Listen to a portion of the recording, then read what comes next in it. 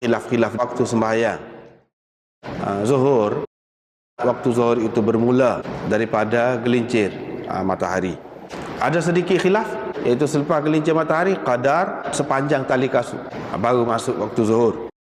Tetapi yang pertama, sebaik saja gelincir matahari sudah masuk waktu zuhur, itu yang lebih kuat, yang lebih sahih dan yang lebih ramai. Lebih ramai berpendapat begitu, sebaik saja gelincir matahari pada waktu tengah hari itu masuklah waktu zuhur, walaupun sebelum sampai sepanjang tali kasut itu. Mereka mentakwilkan riwayat sepanjang tali kasut baru masuk waktu zuhur, selepas gelincir matahari sepanjang tali kasut baru masuk waktu zuhur. Mereka kata waktu bukan baru masuk waktu zuhur, tetapi selesai sembahyang zuhur. Yang sebaik saja gelincir matahari telah Nabi SAW mulakan, Jibril mulakan sembahyang. Lepas tu habis sembahyang pada waktu bayang sesuatu tu sepanjang tali kasut. Dia takwil gitu, dan hak tu lebih sahih. Berkenaan dengan akhir sembahyang zuhur ni ada khilaf, beberapa khilaf. Yang pertama, bayang sesuatu jadi sama panjang dengan dia. Selepas tu kalau panjang sikit pun daripada dia, masuk dalam waktu asar, habis dalam waktu zuhur. Itu satu. Yang kedua, bayang sesuatu tu menjadi dua kali ganda dia. Bukan sekali ganda sama panjang, dua kali dia baru habis waktu zuhur. Ini pendapat Imam Abu Hanifah dalam zahir riwayat, orang panggil zahir riwayat dia. Tetapi dalam kebanyakan riwayat dalam mazhab Imam Abu Hanifah seperti yang lain-lain juga, iaitu apabila bayang sesuatu tu jadi sama panjang dengan sesuatu itu.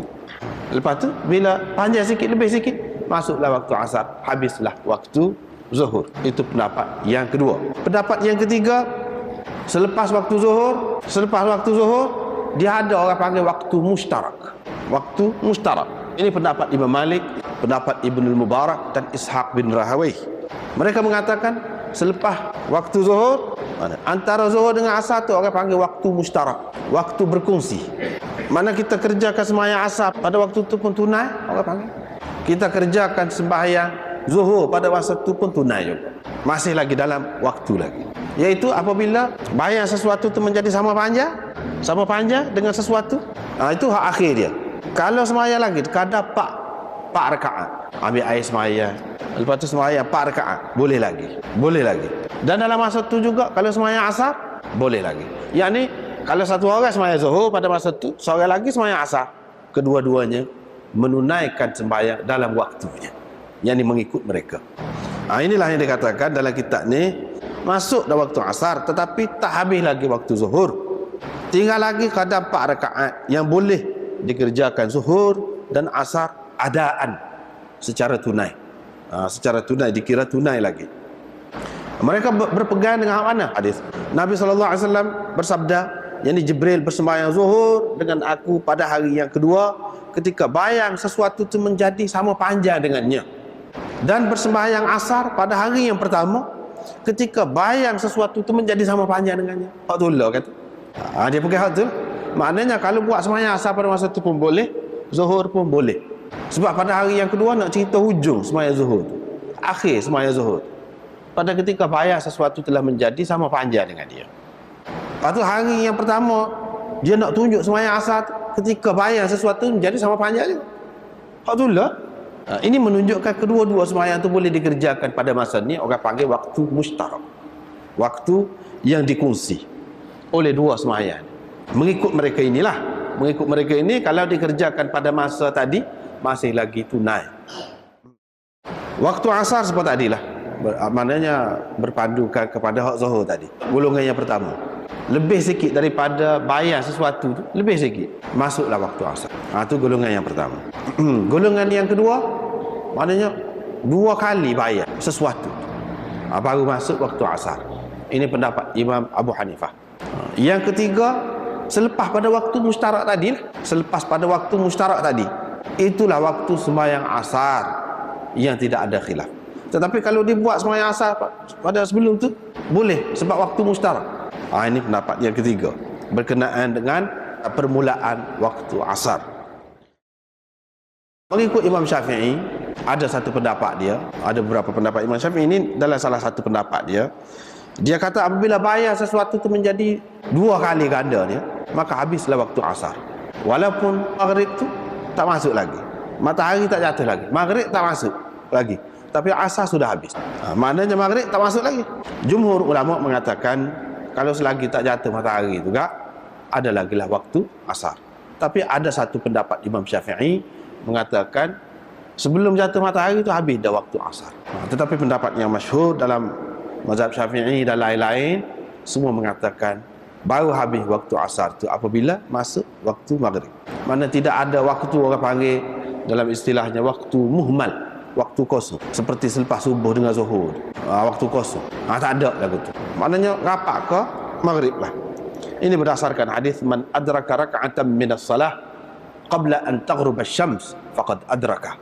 Sesiapa yang dah satu rakaat semaya tu semaya asar lah sini sebelum jatuh matahari, berarti dia telah dah semaya tu. Maknanya dah tunai dalam waktu lagi. Walaupun hak 3 lagi tu dia semaya dalam waktu maghrib, dia kira tunai lah, tidak qada, tidak qada.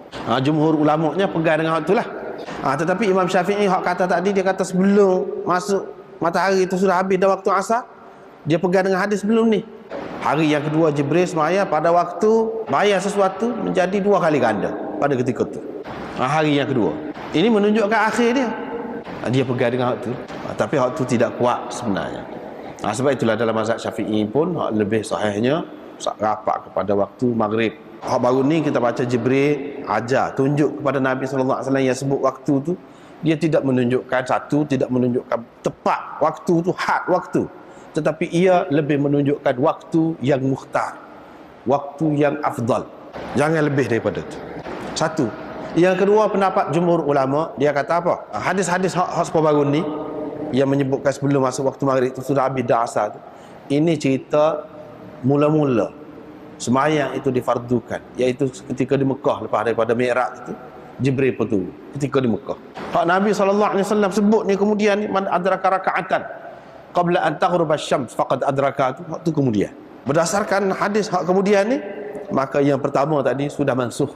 Kalau kita katakan hak tu sebagai ketentuan waktu, maka itu sudah mansuh. Waktu maghrib pula masuknya tak ada khilaf, masuk waktu maghrib dan ittifaq ulama. Masuk waktu maghrib tu iaitu apabila terbenam matahari. Habisnya ada khilaf.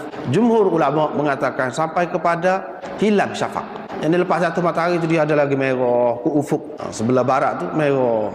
Lepas habis hak merah tu tak ada belakang, tu baru masuk waktu isyak. Tetapi Imam Syafi'i dalam qaul jadid dia mengatakan selepas waktu maghrib, lepas semaya maghrib tu qada semaya 4 rakaat. Seseorang tu ambil air semaya, lepas ambil air semaya 4 rakaat. Lepas tu habislah waktu maghrib.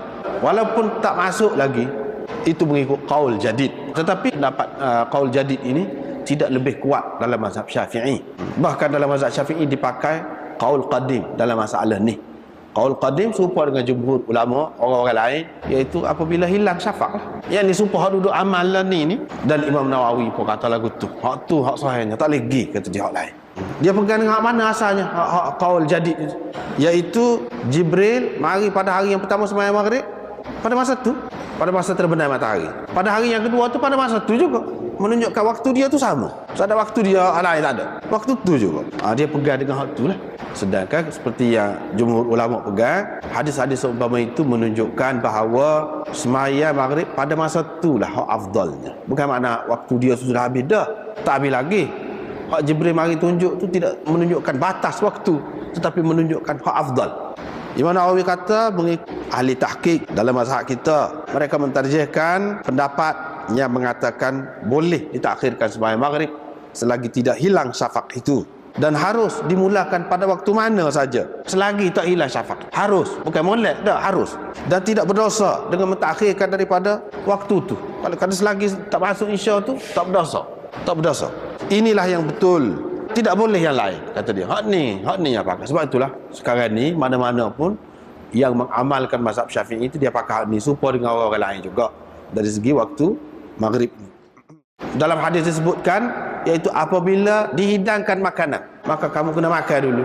Bahkan dalam riwayat-riwayat banyak juga menyebutkan pada ketika puasa tu kan, Nabi SAW buka puasa dulu, tidak sembahyang dulu. Buka puasa tu lama kat lah. Kalaulah waktu dia tu sesempit seperti yang disebutkan tadi, tentulah Nabi SAW sembahyang dulu. Dia tidak akan makan. Waktu isyak pula, waktu isyak mengikut khilaf tadilah. Kalau mengikut qaul jadid tadi, lepas pada sembahyang 4 rakaat lepas maghrib, habislah, masuklah waktu isyak. Lepas tu kita kata, boleh ke nak buat lagu ni? Boleh lah, boleh. Memang ada orang yang pandai, orang yang alim buat, terutamanya apabila seseorang itu sakit kan, lebih-lebih lagi lah bolehnya. Lebih-lebih lagi lah boleh. Sakit lembek, kalau kita kata susah nak ambil air sembahyang tu pun kena orang cucuk. Sembahyang maghrib, duduk sembahyang maghrib, bos dah molek lepas pada tu kan sembahyang isyak. Boleh. Walaupun kita kata qaul jadid ini tidak diterjehkan oleh ulama-ulama lain dalam mazhab Syafi'i, tetapi ia adalah hasil ijtihad. Apabila hasil ijtihad, dia tidak roboh gugur dengan gitu saja. Al-ijtihad la yanqudhu bil ijtihad. Ijtihad tidak roboh dengan ijtihad lain yang mari. Walaupun Imam Syafi'i juga kemudian dia tidak kata pendapat yang pertama tu tak betul langsung, saya bertaubat, saya tinggal. Tak, dia tak kata lagu tu. Hak yang pertama tu pun dia bukan bagi dengan fikiran dia. Tak, ada dalil. Dulu mana dia supaya orang lain. Dia kata apabila habis syafaq, hilang syafaq, barulah habis waktu maghrib. Tiba-tiba hak baru ni dia pegang dengan ni. Tak tahu. Dia nampak gitu. Tidak merobohkan yang pertama. Kita nak pakai hak tu pun boleh, terutama supaya kita kata tadilah orang sakit nak jamak semayang tu, nak jamak semayang. Ni bukan masalah jamak, memang habis waktu, sedang molek. Kalau nak jamak tu pun masih ada lagi jalannya. Kepada yang sakit ke apa tu, jamak ni maknanya kita tidak anggap habis waktu lagi, isyak tu tak masuk lagi, tapi kita nak buat isyak dulu sebab kita uzur, supaya kita jamak nak musafir, boleh juga lagu tu. Tapi kalau mengikut Syafi'i tadi, qaul jadid tadi, tak payah jamak, memang sembahyang dalam waktu dia tu. Lepas pada sembahyang maghrib tu duduk sebentar, sembahyang sunat kok. Lepas pada tu kan sembahyang isyak. Yang ni dalam waktu dia, bukan jamak, dalam waktu dia. Waktu isyak pula, khilaf seperti tadilah. Hak kebanyakan jumhur ulamanya mengatakan apabila hilang syafaq.